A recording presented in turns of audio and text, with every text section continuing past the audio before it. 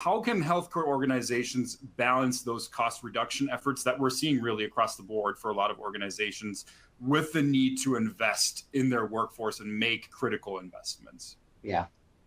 Yeah, it's a great question. I think these types of environments can be a real catalyst to drive bigger change, right? When you're trying to navigate this and cut costs, and we've seen to JV's point that more the administrative and leadership ranks that healthcare systems have thinned those out as they've centralized some of their operations, and that's put more pressure on those leaders without really fundamentally sometimes changing the way business is done every day, the way units are operated. And so when you really want to get down to the core of making sure you're an employer of choice and you can retain your best talent, you also need to make sure you're running your operations in a way that is going to be efficient and engaging as well. And so we said you never take kind of a crisis, don't miss that opportunity to really revisit the way you operate your business and drive larger changes to the way you think about talent management, recruiting, how you utilize your labor across different units, and then using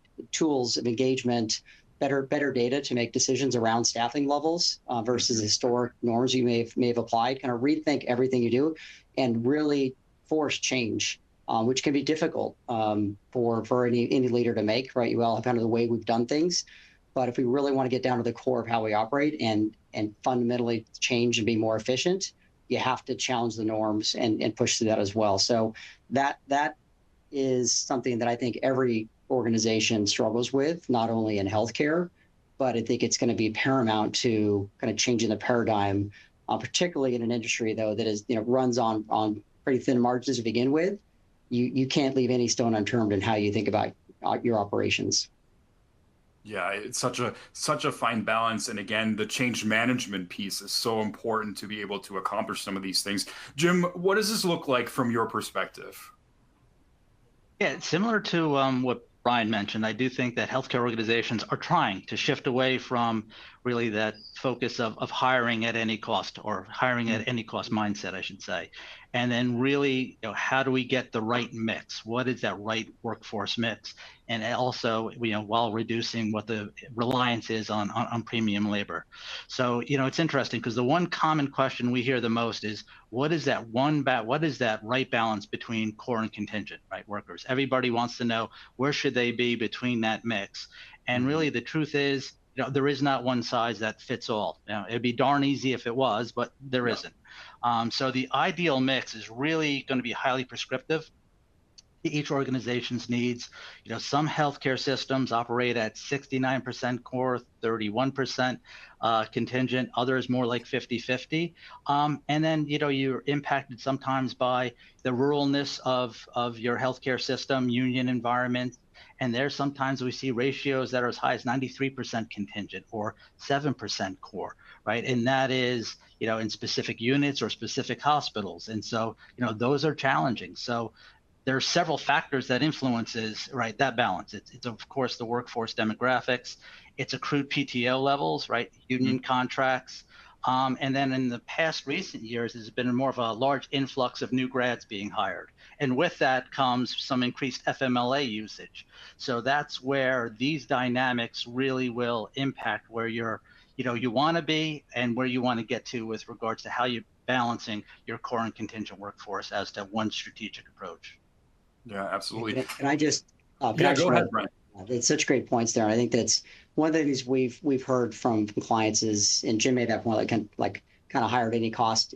Understandably, after coming through COVID and there was this heavy reliance on the use of contract labor, that there's been this shifting dynamic, and we've seen some systems that they've gone all in on permanent hiring. And of course, you want to refill appropriately your permanent staff, but having that right balance and having flexibility, I think, is critical. I think some of that's gotten lost with this overemphasis on, we're going to take that contract labor line down.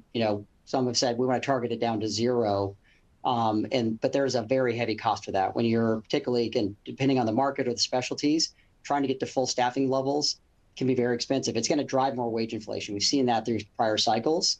And so you want to think about, how do we make sure we bring the right mix in? Let's be realistic about the supply of labor in our market and our ability to attract enough talent in. and then use that mix of contract labor, not only to balance out your cost structure, but also to maintain flexibility, because we know patient volumes are going to shift over time as well. You're going to have, you might have unexpected turnover.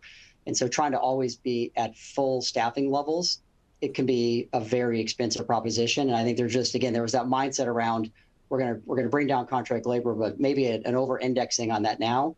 And so trying to shift that paradigm back to let's have the right appropriate mix. And that's between your core staff, that's overtime, that's your internal float pools. Some systems have built kind of internal travel agencies. Those are all really smart. They can be smart, layers of staffing, and then using outside contract labor to fill in, whether it's travel or per diem. But really looking at all the economic impacts of each of those layers is something that I think needs to be really more thoughtfully done by many systems versus just saying we're going to bring in as much core staff as we possibly can. I think we're running to the end of that. JB made the point. If you looked at the hiring of the last couple of years, if we continue in that trend, we're going to end up well above historic norms on annual hiring. That's going to be a very expensive proposition. So, moving back to saying, look, we need to look holistically at our staffing. I think every company does that. We do the same. If you think about how we use, particularly in areas like IT, where you have project-based work and fluctuating needs, we don't try to staff up fully internally. We use our internal labor as well as external partners. And I think healthcare staffing should, continue to think about that type of approach to really get the most efficient way to staff their units. Yeah, and JB, to Brian's point here, I think that balance is really key for a recruiter from a recruiter's perspective, right? Is that balancing the cost reduction piece with the need to attract top talent that potentially is more expensive, that creates costs in the long term. Would love to hear your thoughts as well on this.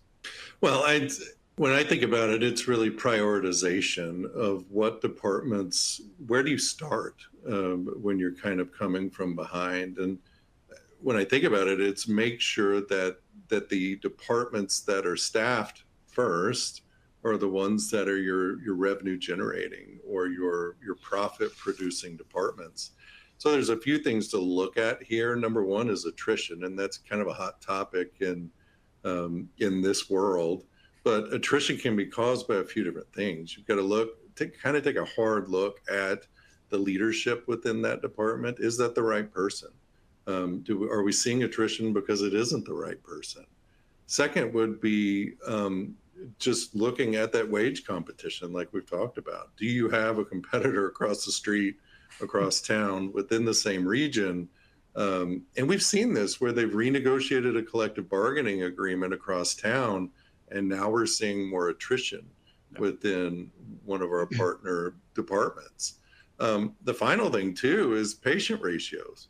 So are within the region, within the close environment, and nurses talk, are they being asked to work with higher patient nurse to patient ratios than they are at your organization? Ultimately, I think secondly, kind of what you're looking at is, are the leaders dependent on some kind of premium labor? So it isn't, like Brian was saying, it isn't necessarily just contingent labor, but are they over dependent on overtime? Are they over dependent on your flex pool? Have they become accustomed? Are your most, say, tenured members of that department part of this premium labor pool? And that's a kind of a relationship that leadership needs to have, conversation they need to have with leadership within that department, and say, okay, we really need to find a better solution than just leaning in on this premium labor. And then finally, and this is in these departments that are understaffed, we see this a lot, where nurse managers in particular are called onto the floor. They don't have the staff they need to take care of the patients that they're being asked to take care of. But that also puts a restriction on the back end of their ability to run interviews and actually hire new people into that department. So really, it's just being honest with why you aren't able to staff those departments